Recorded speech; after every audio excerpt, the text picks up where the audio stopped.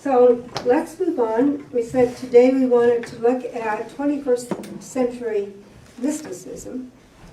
And we did that yesterday, and we've been doing it, as a matter of fact. The 17th century stream of mysticism in which we emerge definitely is apropos for the 21st century. But I would like to just put a little 21st century language into it to further the notion. So I'd like to start out with something Beatrice Bruto said. And if you're familiar with her, she's written wonderful books. One of my favorites is God's Ecstasy. She died in November of this year, of 2014. Nothing is more practical for realizing our desire for a better world than mysticism. You know, and people will protest. I'm not a mystic, I'm not into mysticism, I don't know what it is, can't do it, but we've already been talking about that, right? That faith and intention, determination, if you will, to see, find God in all things and respond. So she says nothing's more practical than that in creating a better world. So our challenge then is opening our minds and our hearts to the world and to our, what Thomas Merton called our essential kinship with the world. Essential kinship. And if you remember when we were talking about the uncreated Trinity, remember, was that we used Catherine Lacuna's rendition or interpretation of John 17, verse 21, that you and I, Father, are one, I am in you as you are in me, and I am in them, and so on. So she says, an easy way to interpret that or to think about it, remember it, is that God is in us. We are in God, all of us are in each other. And that's a statement of our essential kinship in the creative life of the Trinity. The creative life of the Trinity. That we move with the Trinity as I think there's a Jesuit saying, if I can quote it right, with glad and practical cooperation. Glad and practical cooperation. That we participate in that creative life of the Trinity, but we are not alone, or we're not just a little Catholic enclave or a little CSSJ conclave. We are enclave. We are all of us in the world. And so that's the sign or the signal for contemplation. We contemplate this friendship. And Merton calls it a friendship in wisdom. Wisdom being the Christ of faith. That eternal Word incarnate. So, and resurrected, in which everything was created. So, when we're talking about Teasdale, go back to Teasdale, the mystic heart, and I put these two things on the board, these two books on the board, because I forgot to put them in your resources. For the time being, Annie Dillard is really the story of a mystic heart. It's the questions, the seeking of a mystic heart, the desire of a mystic heart. And it's a wonderful book. It's probably, I should have put it, number 1 on your references. And then The Mystic Heart by Wayne Teasdale is another one. And both of these are old books, like they were written in late 90s, Teasdale 99, I think. And so, but they're classics, you know, and they're timeless. And Teasdale takes off with the idea of, same idea as Bruto, that all of us are mystics. Why? because we are in constant pursuit of meaning. Meaning is the thing. Why? Who am I, and why am I here? So, you know, it's like all of us, though, we do pursue, who are we? Who are we humans, and why? Why are we? Why are we here? So the meaning of life has always been extremely important, no matter who you are, across the board, across generations, millennia. There was a wonderful film, I understand it's now on YouTube, called The Meaning of Life by the Monty Python group. Did anybody ever see that? The Meaning of Life? It's the absolute portrayal of all the values we hate. And yet it shows how we are bound up with them systemically. And how that creates for us a convulsion, let's say, in the value system, our value system. As human beings, it disconnects us from the meaning of life. On the other hand, I watched several of those flash mob singing events, you know, in malls and other public places across the country just before Christmas. And those things were perfect in terms of pulling people into the meaning of life, not just, you know, Christmas, although that's what they were singing about Christmas. But if you watch those crowds, then it created community, and although it was singing in a noisy place, it created a silence and stillness. You know, you watched people, and pretty soon they'd be walking along, talking and so on. All of a sudden, then finally they would pull to a stop and watch. And little kids and old people, the gamut of all ages. My favorite was when this little girl, probably 4 or 5, she climbed a lamppost. She was hanging on to the cross-arm with one hand. She was directing the music with the other. and just in time with the director, or somebody was directing on the floor. So, you know, the human heart longs for that type of moment. And that mob singing, as I was watching, I was thinking, that created moments of transcendence for people who, you know, like one fellow was walking along and he says to the partner he's with, he says, let's hurry up and get out of here. And then this person starts singing. He's captured right there. You know? So that's what I mean. It's the meaning is a meaning comes from moments of transcendence, but not necessarily when one is alone. When it happens alone, nature is a marvelous mediator for the transcendent. But often it will happen in a crowd.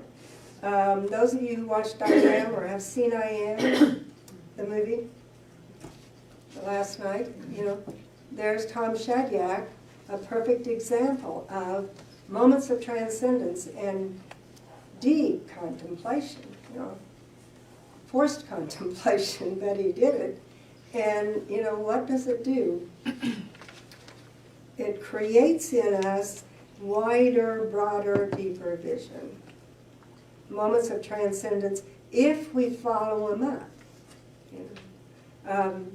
The movie Eat, Pray, Love is a good example of that. Although the book does a better job of showing her transformative moment. And when she throws herself on the floor in the bathroom, and she's struck down with a transcendent realization of, this is not what I'm for. And then she moves. So The Way was a good example of that.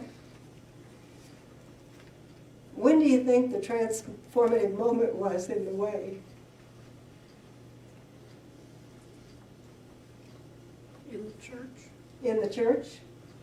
When they were all together in the hotel room. Yeah. In the hotel room? I think when they bailed him out of jail. That's my thought, for him anyway. Yeah. When he simply blew a gasket in public.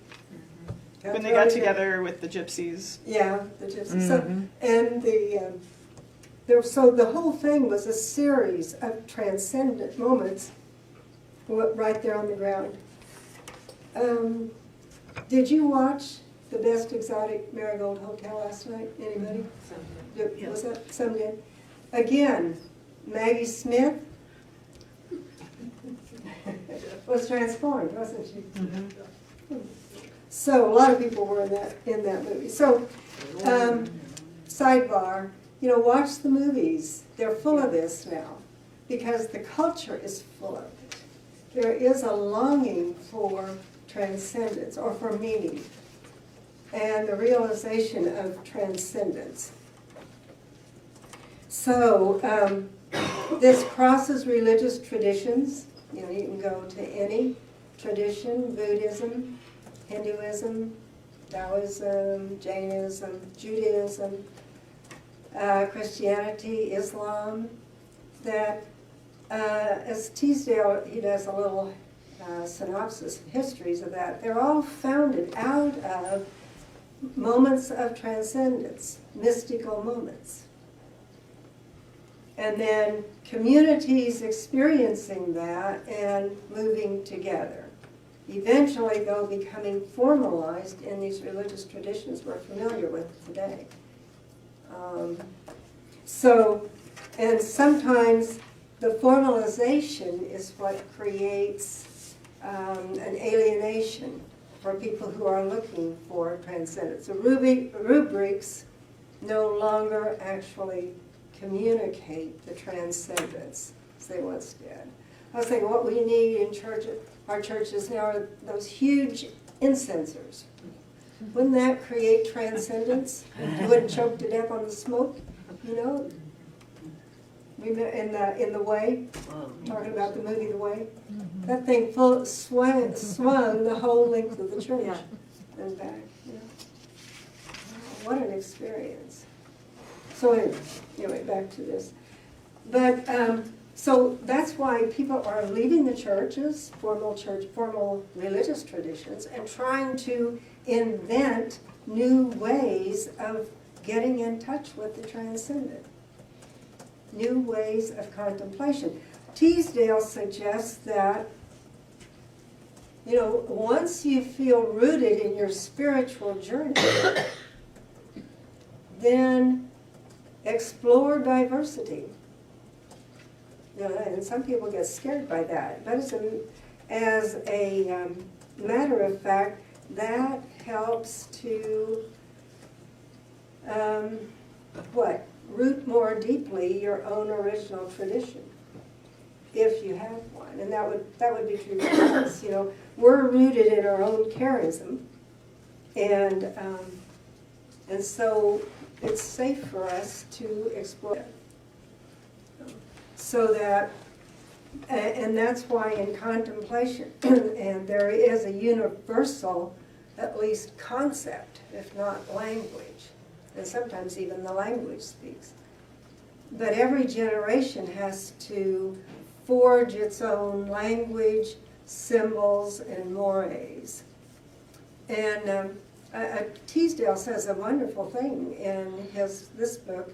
He says, the Catholic Church, as it was developing, it took on the philosophy of the Greeks and the laws of the style of the Romans. He said, wouldn't it be wonderful if they would take a look at the postmodern era and begin to adapt like they did in the beginning, so that it would become meaningful to contemporary generations. And so that not being the case, then contemporary Catholics, many of them are saying, then we must do that, and we forge a new church from the bottom up rather than from the structure down. And I would say that would be true in a religious community also, We took on the trappings of the 1917 canon law, and God forgive us, we've still got a lot of that in us, for the simple reason that's where our formative years were, in spite of Vatican II. But even Vatican II, many authors will say, that's also over. That's past. It's 50 years old. So what are the adaptations of that original thought that need to be forming the contemporary church? You know, those are big questions. They're heavy questions, dense questions. And there are no facile answers for them. Except, as you know, most Bruto says that over and over, and Teasdale, Merton, that only the contemplative will be able to figure this out. And contemplation, if it's real, leads to action. You know, but, okay, Dorothy? I was thinking of the whole thing you talked about. Let me just finish one thought here with Julie's question. You know, it's what I recognize is that this is a lot of work, what you're posing for younger generations. And so, you know, how do you get together to do it? And how do you claim the freedom to do it? You know, my generation had the freedom to do it just because we outnumbered everybody else, you know. And, but how do you do it? You know, that's a real challenge to my generation, the generation under me. I think you're probably 2 generations away from me. And so, you know, how do, that's a question we ask ourselves, you know, am I moving over enough? Probably not. I take up a lot of space. So, you know, how do you move me where I belong? And you know, you need to work with one another to figure that out, and then resolve to adapt. And that's a huge order.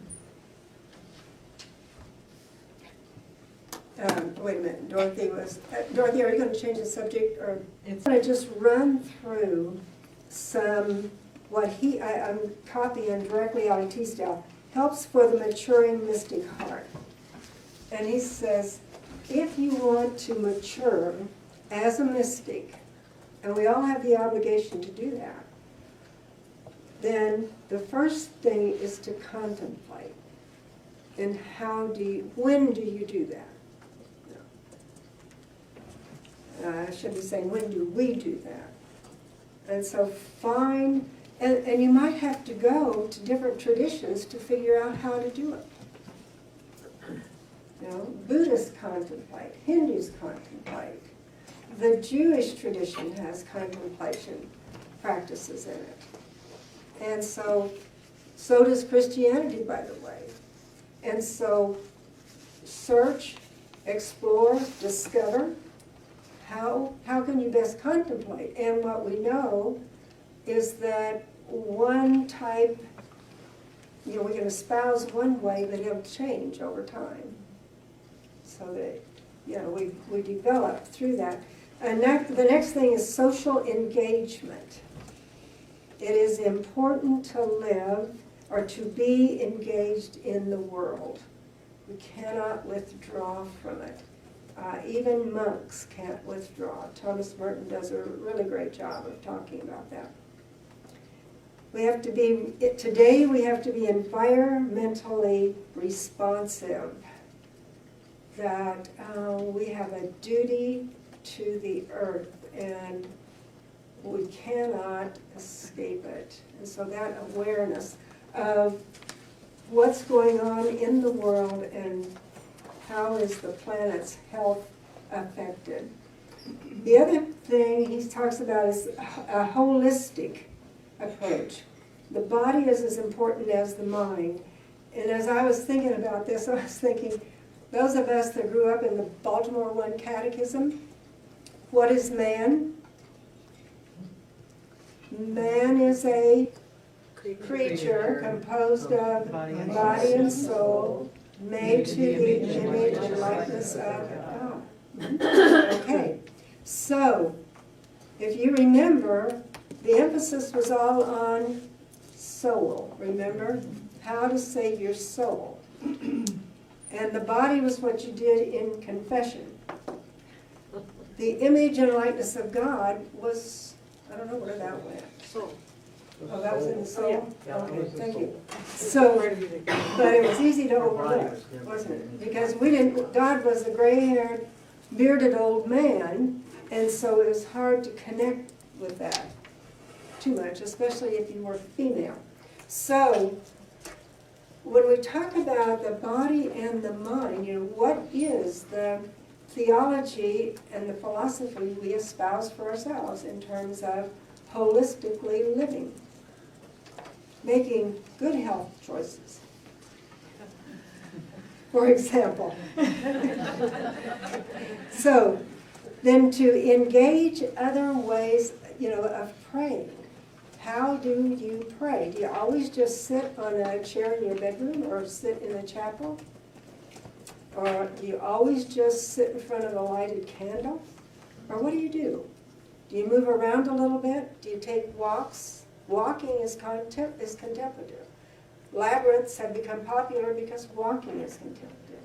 If you're confined to a wheelchair, rolling your wheelchair around the hall is contemplative, can be contemplative if you'll let it. On a walker, on a cane, that's a contemplative practice. So, music, dance, art, anything to change the way your brain works by using your body or your intuition to work with it. And then to be cosmically open, he says. What do you know about the cosmos? Brian Swim does an excellent 12-part video. It's probably on DVDs by now also. He's an astrophysicist, and he does astrophysics for the layperson. And it's excellent. It's inspirational, it's instructive, and it'll keep you praying. So to be cosmologically open and aware, to the multi-universes in which we abide. What does that mean, for the human, so on. And communitarian, to live with others. In the midst of a community, to be community-minded, to let other people influence us in painful ways and in compassionate ways and consoling ways. And finally, he says, it's extremely important to be interspiritual. Interspiritual. Not confined to one track, but to respect and understand all the forms that a spiritual journey takes. To study, explore. How does a Buddhist, how does a Hindu, how does a Taoist, how does the Jewish tradition promote the spiritual journey?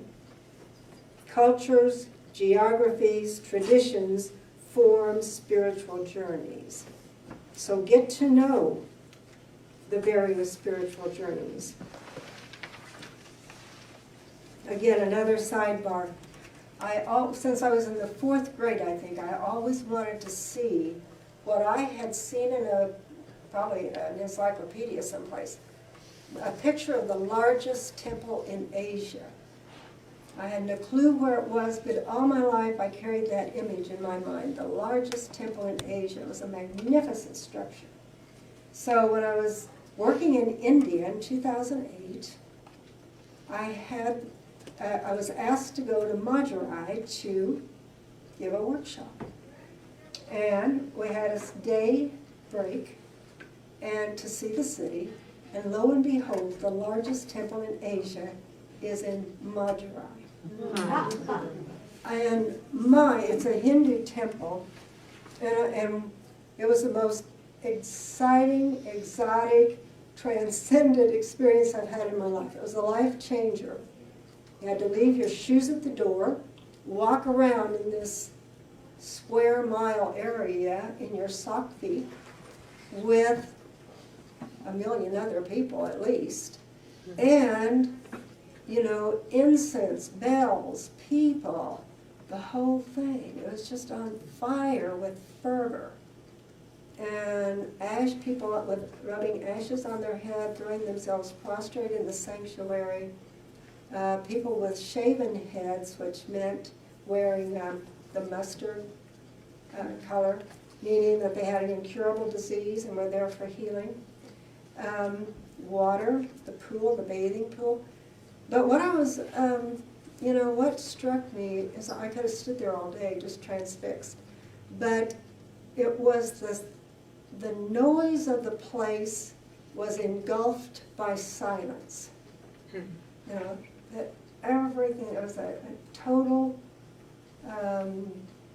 feeling of silence that governed the place.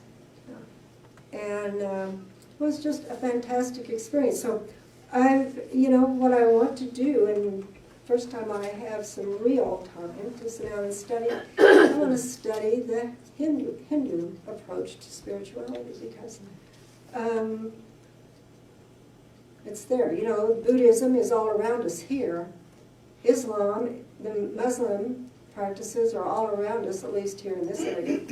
But the Hindu religion is a little more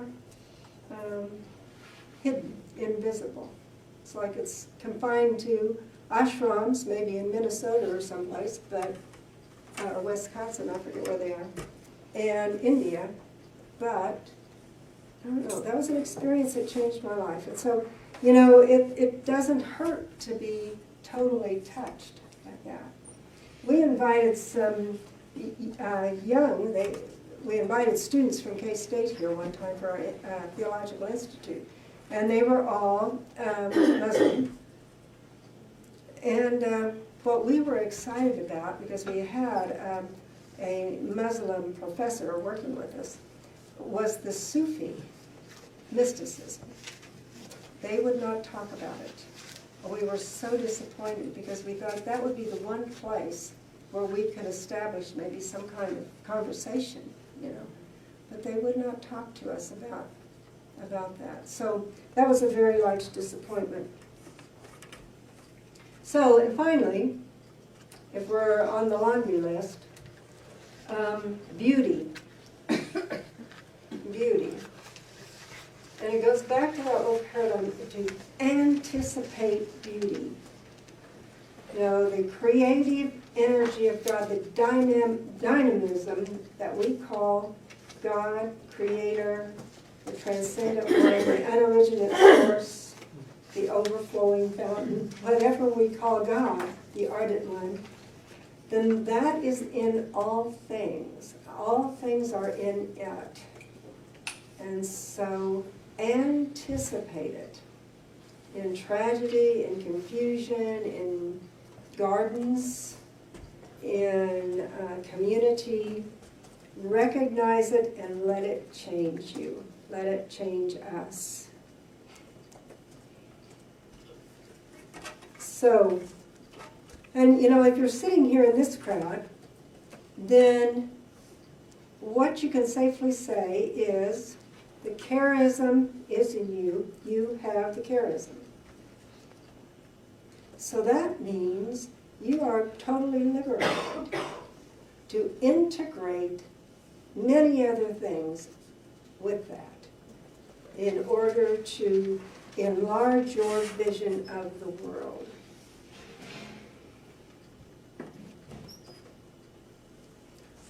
I was thinking, as I was thinking about that, I was thinking, you know, we can do this without losing, I was going to say our Catholicity, if we want to put it that way, but I thought, no, we can do that without losing and maybe finally becoming really Catholic. Remember the old 4 marks of the church? What were they? One holy Catholic. One holy Catholic. And remember, you always had to say, or universal. Or, I mean, yeah, and apostolic. And I think at one point that was interpreted as evangelizing the whole world. But as a matter of fact, now it probably means, you know, dialoguing with the whole world.